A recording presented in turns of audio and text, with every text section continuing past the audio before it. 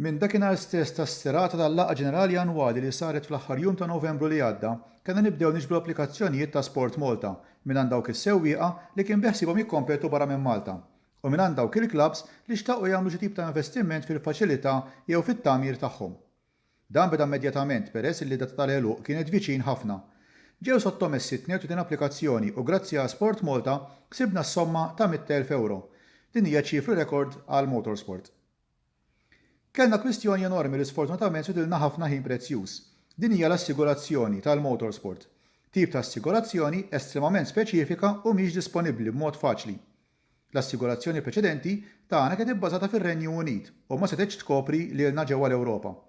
Grazzi għal tal-Federazzjoni u l-broker tagħha irnexxielna nġibu assigurazzjoni ġdida bl-istess termini u bbażata fl-Ewropa. Immediatament wara l-laqgħa ġenerali annwali l-Federazzjoni bdiet diskussjonijiet mal-Gvern biex tikseb titlu ta' biċċ-art. Dawn id-diskussjonijiet waslu biex il-Federazzjoni issottomettiet applikazzjoni għal biċċ-art ta' aktar minn 9,000 metru kwadru. Art li tmiss mat-trakka tal-go-karts il-ġdida kif ukoll mat-trakka tal-kwart ta' mil ġewwa Ħalfar. Dan huwa pass kbir il qudiem għall-isport għaliex permezz din il-biċċ-art, iż-żewġ dixxiplini f'Ħalfar jistgħu jiġu aġġornati għal standards aħjar u jkunu jistgħu jospitaw avvenimenti internazzjonali. Fuq l-istess art, il-Federazzjoni se jkollha l-uffiċini tagħha u kmamar attrezzati biex jintużaw mill-klabs affiljati magħha.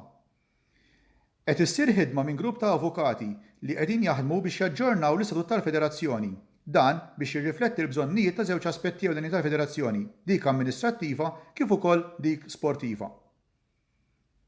Flimkien ma' Island Car Club, Island Karting Club u Karting Club Malta, il-Federazzjoni attendiet żewġ one-stop shops fejn fil-każ tal-Island Car Club sar ukoll l-iskrutinju tal-karozzi.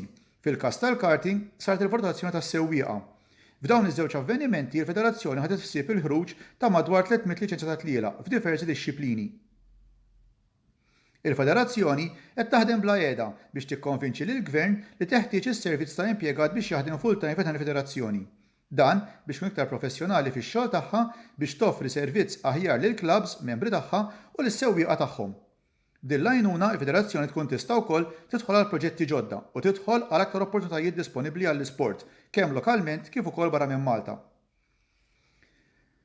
Matul dawn iż-żminijiet ta' sfida organizzajna wkoll kors għal marixxalli ta' tlielaq ġodda. B'dan il-kors, il-Federazzjoni rrekrutat 25 marixxalli ġodda. Għandna aktar applikazzjonijiet u għalhekk hekk kif jitneħħew restrizzjonijiet se norganizzaw kors ieħor. Dawk interessati għandhom jikkuntattjaw lill-Federazzjoni minnu fih. L-Onorevoli Clifton Grima sar il-Larev Racetrack f'Ħalfar u fisem is-segretarjat tiegħu u Sport Malta preżenta tagħmir ġdid li jiswa aktar minn 20,000 euro. Tagħmir li jintuża biex iżomm il-ħin ta' tlielaq tal-karting. F'dawn l-ewwel 100 jum saru wkoll l-ewwel tlielaq uffiċjali fit-trakka ġdida tal-Larev f'Ħalfar. Din ġiet organizzata b'kollaborazzjoni sħiħa mal-Karting Club Malta u Island Karting Club. Dan bitħejjija l-Kampjonat Nazzjonali tal-Karting li mistenni jibda la darbiet neħħew restrizzjonijiet tal-Covid. F'dawn it-tlielaq iż-żanżan ukoll it-tagħmir il-ġdid li ppreżenta qabel l-Onorevoli Clifton Grima. Ħdimna wkoll fuq il-promozzjoni tal-motorsport. Il-Federazzjoni hija konvinta li bil-probabilità għalli għandu l-motorsport fil-komunità tagħna jixraqlu aktar espożizzjoni fil-midja lokali. Huwa mifhum li l-Federazzjoni tagħmel il-parti tagħha. Ninsabu ċerti li għal darba oħra se insibu s-sapport kollu meta jitneħħew restrizzjonijiet u l-avvenimenti sportivi jerġgħu jibdew. Fil-ġimgħat li ġejjin il-Federazzjoni qed tistenna wkoll li tkun tista' tibda taħdem fuq il-barriera tal-Aħrax fejn id-direttant tal-off-road ikunu jistgħu jipprattikaw l-isport, jitħarġu u jittestjaw il-karozzi tagħhom qabel ma jikkompetu barra minn Malta. Għat-tieni darba konsekuttiva, il-Federazzjoni għamlet il-preparamenti neċessarji biex 6 trainers professjonali mill-FIA jiġu Malta biex iħarġu sewwieqa żgħażagħ fil-karting. Iżda t-tieni darba wkoll dan il-kors kellu jiġi postpost minħabba restrizzjonijiet, mod speċjali restrizzjonijiet relatati mal-ivvjaġġar tal-instructors. Issa qed nisperaw li dan isir f'Awwissu. Mingħajr ma wieħed iwieħed xejn u ma jiżvela xejn, nistgħu ngħidu matul dawn il-100 jum il-Federazzjoni kellha diskussjonijiet estremament intensivi mal-Gvern tal-ġurnata dwar il-famuża trakka. Jidher li hemm xi ftehim ġdid u li xi punti ġew iċċarati miż-żewġ naħat. Dan jista' jwassal biex din il-ħolma issir realtà fil-futur qarib.